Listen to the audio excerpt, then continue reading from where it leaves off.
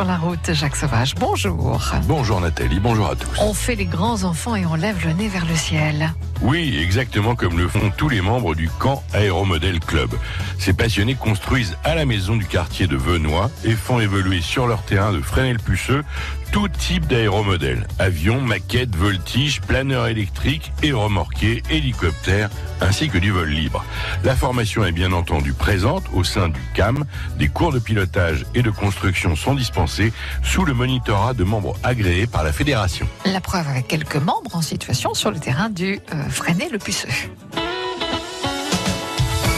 On est une bande de joyeuderie avec notre professeur Gilles Bernard qui nous apprend de 5 à 19 heures tous les mercredis avec des jeunes du quartier, et il y a des jeunes, il y a des moins jeunes comme nous, et parce que nous c'est de 5 à 77 ans ou 90 ans, c'est ça l'aéromodélisme, et c'est aussi allier la marche, parce que quand il faut chercher des avions, c'est le sport, c'est la marche, c'est la convivialité, c'est le savoir-vivre. Ah bah ça fait déjà pas mal de choses. C'est tout on a. Bon, Voilà. vous êtes en train de bricoler, vous, monsieur? Je suis en train de monter mon avion. Non, il s'est fait en balsa? Oui, qu'on a découpé avec des cutters pour ce modèle-là. C'était le premier qu'ils ont fait. Oui. Sans ça, maintenant, je fabrique des kits de façon à faciliter le travail des membres du club. Là, c'est des élastiques pour tenir? Oui, c'est surtout quand ça percute par terre, ça s'éjecte, les ailes, ça évite de casser. Ah oui, d'accord. Mais ça a l'air tellement fragile, ça vole vraiment?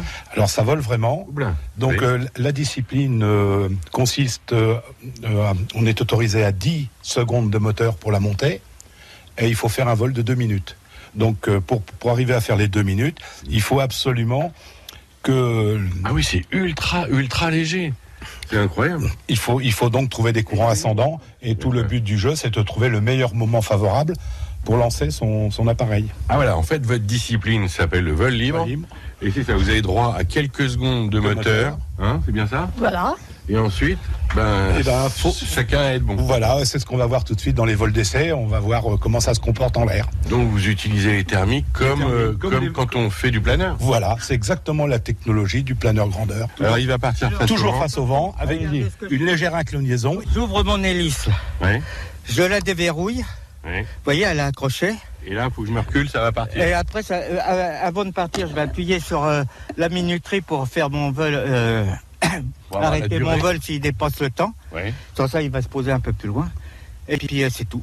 d'accord. Vous n'avez plus qu'à regarder. Et là, c'est libre. Là, ça va être vraiment le vol libre. Une fois lâché, on n'intervient plus du tout sur le modèle. Attention, il n'y a pas de moteur, il n'y a rien. Hop. Et le moteur. Et là, il décolle tout de suite. Oui, c'est mal barré, là.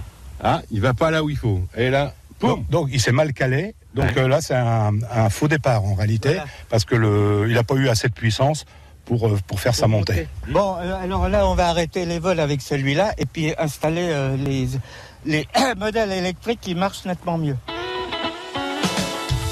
Et les plus rustiques font même des vols avec avion à élastique, comme cela se faisait autrefois dans les cours de récréation, Jacques. Oui.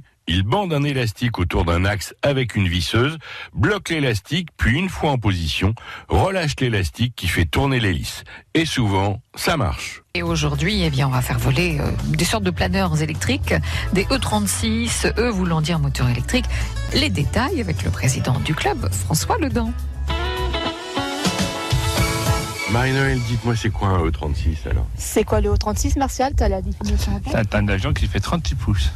36 pouces d'envergure? D'envergure, D'accord. pour un poids minimum de 120 grammes. Alors là, je vois qu'il y a quand même quelques petits boutons. Le bouton jaune, c'est pas un bouton, c'est le servomoteur qui permet d'interrompre le vol. Ok. Après, le circuit, quoi. voilà, le bouton poussoir, c'est le bouton de démarrage. D'accord. Et ici, c'est la minuterie qui contrôle 3 choses. La vitesse de rotation du moteur, parce qu'on peut régler la puissance du moteur. On règle le temps moteur 10 secondes et le temps de vol 2 minutes. Voilà, parce que ce qu'il faut bien comprendre, c'est qu'on met en route le moteur pendant 10 secondes pour faire décoller l'engin. Et après, le but du jeu, c'est de voler sans moteur. C'est exactement ça. Et vous devez voler combien de temps? 2 minutes. Alors là, dans la main, j'ai un accessoire Oui. qui est le récepteur GPS, Oui. qui va me donner la position de mon modèle, y compris pendant la montée, et qui va me dire à quel endroit il est posé, Ah oui, en plus, vous n'avez pas besoin de chercher pour le récupérer dans le champ de maïs. avec une précision de quelques mètres. Et comment vous arrivez à distance alors à contrôler ou le moment où il doit se poser? Ah ben on contrôle rien du tout. Ah oui, d'accord. Ah non, là on contrôle rien du tout. On va appuyer sur le bouton de démarrage, Oui. on va se mettre face au vent et on va lancer. D'accord. sans vraiment le lancer. Hein. Il faut qu'il échappe des mains naturellement. D'accord. On va faire les deux en même temps. Ok. C'est plus joli. Ça, c'est le moteur. Ah oui, vous le lancez directement sans courir, quoi. Voilà. Ah, il y en a deux qui sont partis, là. Et alors, on définit pas où ils vont. Ah non, maintenant ils sont libres comme l'air. T'as vu un peu la hauteur? Voilà. Ah oui, là, ça va plus haut, là. Hein. Là, il est au-dessus de nous. On sait qu'il a 51 mètres d'altitude. Ouais, là, je vois le bleu et blanc. Ok. Il a trouvé une pompe aussi, peut-être. Alors là, j'ai réglé pour la démonstration 1 minute. Il va descendre. D'accord. Au bout d'une minute, il va redescendre tout seul. Oui. Vous allez voir, et il va à plat. C'est génial. Hein. C'est le rêve d'Icare, ça. Voilà, là c'est. Parce que là, il n'y a pas de moteur, hein, je rappelle. Il n'y a plus du tout de moteur. Là, il est au vol plané. Il est où le vôtre? Je le vois plus. Il est là. Oui, il est tout là, d'accord. Il est plus bas, le bien. Je suis monté moins haut. J'étais pas dans la bonne ascendance. Ouais. Et pourtant, on est parti en même temps. Du même endroit. Oui.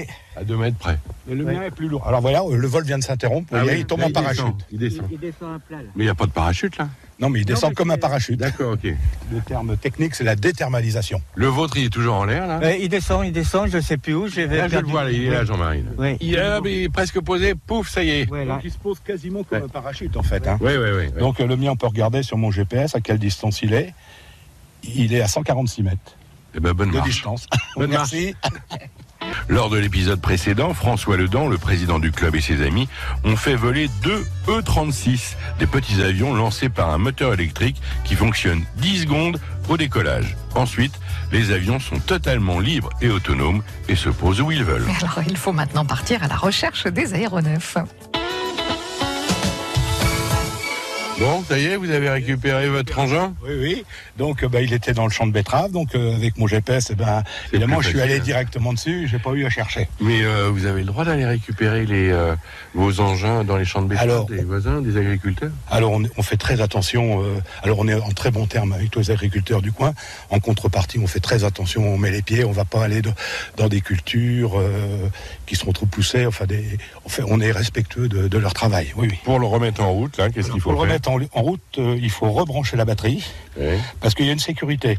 Une fois qu'il a fonctionné, on ne peut plus appuyer sur le bouton. C'est bien que si c'est quelqu'un qui ne connaît pas ou qui récupère, Oui. le modèle, il ne peut pas se blesser D'accord. parce qu'il ne peut pas le redémarrer. Pour le redémarrer, il faut rebrancher la batterie. Alors, on va demander à Marie-Noël. Vous avez une ramasseuse d'avions, vous? Oui, gentiment, elle a été me chercher mon avion pour éviter qu'on aille à plusieurs piétiner dans les fameuses betteraves.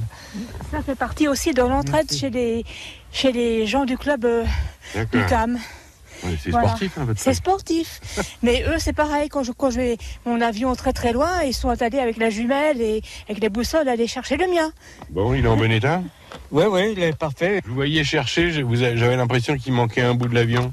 Je regardais si j'avais tout, si j'avais la pile, si j'avais les lisses, si tout était intact. Parce que bon, moi c'est arrivé de faire des vols il n'y a pas très très longtemps et j'ai perdu la pile.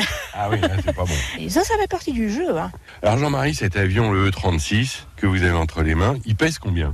Celui-là, il fait 130 grammes.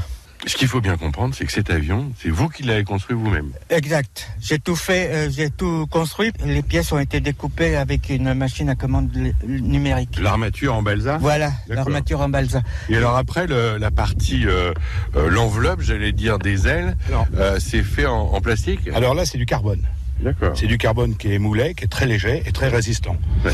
Le fuselage est en carbone et la cabane, ce qu'on appelle la cabane, donc la partie qui supporte les ailes et qui contient toute l'électronique, est aussi en carbone. Et alors tout ça, vous faites ça à la maison de quartier à Venoy?